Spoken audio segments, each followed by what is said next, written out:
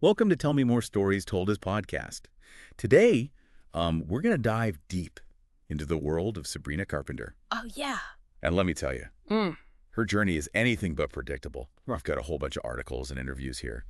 And let's just say, there's some twists and turns that even, her biggest fans might not even know about. You know, what I find really interesting about Sabrina Carpenter is how she, navigates this tricky path from Disney child star to, serious artist. Right. So many people struggle with that transition, but she just seems to be doing it with, intention and purpose. Okay, so let's rewind a little bit. I mean, everybody knows her from Girl Meets World, right? Right. But did you know that she was already working professionally at like 10 years old? Wow. It all started with the next Miley Cyrus project.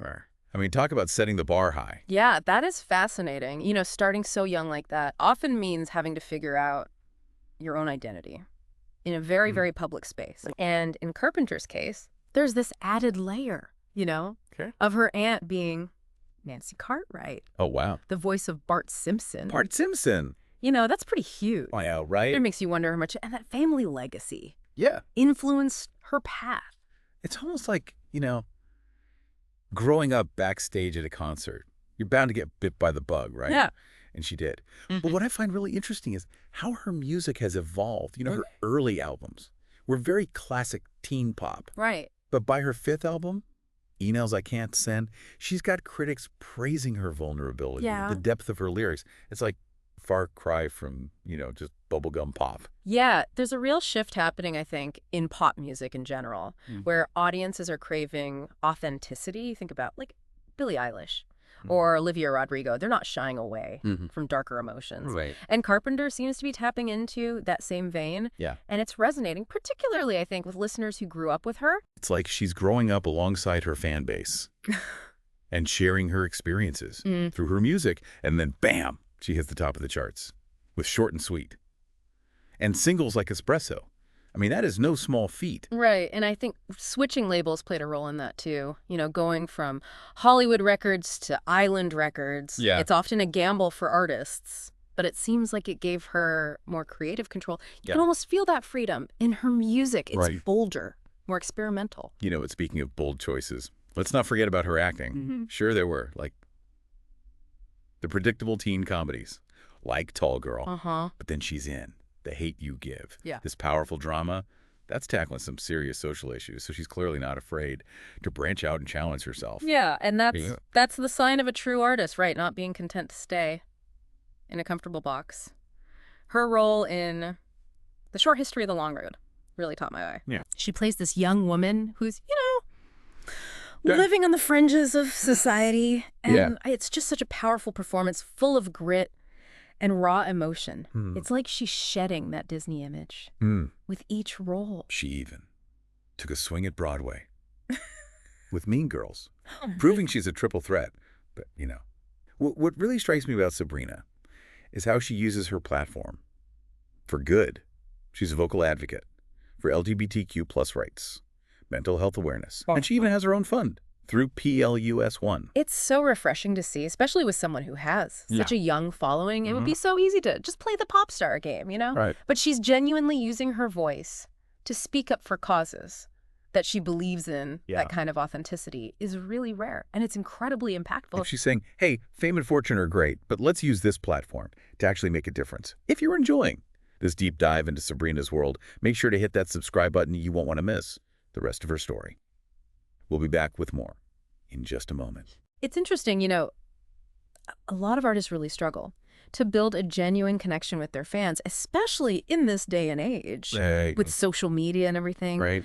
But Carpenter seems to have really cracked the code. I think a lot of it has to do with her willingness to be vulnerable. She doesn't shy away from talking about his struggles. Yeah. With anxiety or the pressures of fame. Right. It makes her feel more relatable. Yeah. Like a real person. Yeah. Not just some polished pop princess. Exactly. It's a delicate balance, you have to maintain some sense of mystique, but also let people in enough to feel like they know you. Right. And I think her songwriting definitely plays a role in that too. For sure. Her lyrics are sharp, witty, and often deeply personal. Yeah. It's like she's giving her fans a glimpse into her diary. And she's not afraid to experiment musically either. I mean, we've seen her collaborate with artists like Jonas Blue, Alan Walker, blending pop with electronic and dance influences. This is smart. It keeps things fresh, and it exposes her to whole new audiences. Yeah, those collaborations are strategic. You know, it's all about expanding your reach without alienating your core fan base. Right. And remember, when she covered Taylor Swift's I Knew You Were Trouble, talk about a genius move. That cover was fire. It was. It's during her opening act. Yeah. For the Eras Tour, right? Yeah, what a platform to showcase her talent. You could just feel the energy in the stadium shift. When she started singing, it was a bold move. Covering someone as iconic as Taylor Swift. Yeah. But she absolutely nailed it. Yeah, she did. It was like a passing of the torch almost, you know, a nod to her influences while also asserting her own artistry. Right. And let's be honest, being chosen to open for Taylor Swift is no small feat. No, it's not. It speaks volumes about her talent and her growing star power. Absolutely. It's like she's strategically climbing this ladder of success, rung by rung. But what I really admire is that she's not just focused on her own climb, you know? Right. She's using her platform to uplift others. Yeah. Especially women in the music industry. Yeah, it's true. She's been very vocal about the double standards that women face in the entertainment world. Right. And she's not just talking about it. She's actively using her influence to try to change things. Remember her partnership with the Ali Forney Center. Yes. Half the profits from her espresso-flavored ice cream with Van Leeuwen went to supporting homeless LGBTQ plus youth. I love that. It's one thing to just slap your name on a cause. Right. But to actually integrate it into your work like that, that's powerful. Yeah. And she's making it cool for young people to care about these issues. Did you see the stats about her voter registration drive during her tour? I did. It was impressive. She engaged more voters through headcount than any other artist in 2024. That's amazing. That's using your platform for real change. It's inspiring. Yeah. You know, she's showing young people that their voices matter, that they can make a difference. And it's not just about politics. It's about everything. She's encouraging them to speak up, to stand up for what they believe in. And she's not afraid to push boundaries artistically either. Remember all the controversy surrounding her Feather music video? Oh, yeah. It sparked a lot of debate about religious sensitivity and artistic expression. Yeah, that's a great example of how even a seemingly simple creative choice can ignite a really complex conversation. Right. It was a risk, you know, some might even say a misstep, but it also showed that she's not just playing it safe. Right. She's willing to challenge norms and spark dialogue, even if it means facing some backlash. Yeah. It's like she's saying, I'm not here to just entertain you. Right. I'm here to make you think, to feel, to question. Yeah. And that brings us to another fascinating aspect of her career, her entrepreneurial spirit. This girl has a head for business. She's launched a fragrance line, partnered with brands like Samsung and Skims, and even had her own espresso-flavored ice cream. It's a savvy move. In today's entertainment landscape, it's not enough to just be talented anymore. You have to be a brand. Right. And she's building hers with this really interesting blend of music, acting, activism, and even a sprinkle of controversy. It's a recipe that seems to be working. I mean, she's a triple threat, maybe even a quadruple threat. Yeah. But what I find so striking is that even with all this success, she still comes across as so genuine. Yeah. She hasn't lost that spark of humor. Yeah. And self-awareness. You see it in her social media posts, her interviews. Right. She's not afraid to be silly or goofy. That's what makes her so relatable. Yeah. She's not trying to be perfect. She's just being herself. Right. And that's what ultimately connects with people. It's like she's saying, hey, I'm just a regular person who happens to be living this extraordinary life. Come along for the ride. I like that. And it's a ride. That, I, for one, I'm happy to be on. Me too. She's definitely one to watch. Yeah. And, you know, something we haven't really talked about is how Carpenter navigates the, you know, the often messy world of celebrity relationships. Oh, yeah.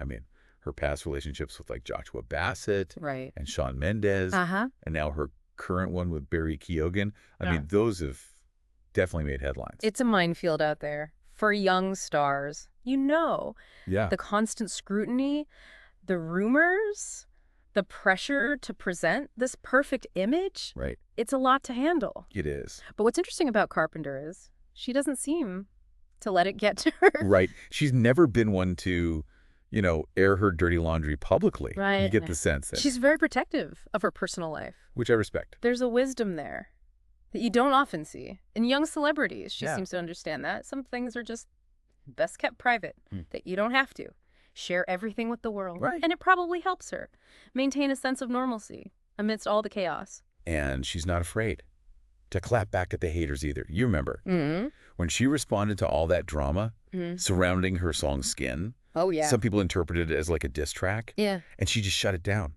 with those killer lyrics. It was It's like, brilliant. wow, I can engage in this petty drama. Right. I'm going to rise above it. It was a really smart way to address the situation without getting bogged down and all the negativity. Yeah. And it showed a real confidence in her artistry. It's like she's saying, I'm going to let my music speak for itself. And it does. I think that's what ultimately makes Sabrina Carpenter so compelling. She's this multifaceted artist who's constantly evolving, pushing boundaries, and challenging expectations. She's a singer, an actress, an entrepreneur. Yeah. And through it all, she manages to stay true to herself. She's a role model for young women, showing them that you can be ambitious and successful without sacrificing your values or your authenticity. And she's doing it on her own terms, which is incredibly inspiring. It's like she's paving the way for a new generation of female artists who are redefining what it means to be a pop star. Yeah. They're not just pretty faces singing catchy tunes. Yeah. They're using their platforms to speak out, to make a difference, to build empires. And Carpenter's at the forefront of that movement. She's got the talent, the drive, and the intelligence to navigate this ever-changing industry. For sure. I'm excited to see what she does next. Me too. I have a feeling she's just getting started. Well, there you have it. The story of Sabrina Carpenter, a pop star who's defying the odds and redefining the rules. And that wraps up our deep dive into the fascinating world of Sabrina Carpenter. We hope you enjoyed the journey. Don't forget to subscribe to Tell Me More, Stories Told as Podcast, for more captivating deep dives into the lives of the people who shape our culture. Until next time, keep exploring.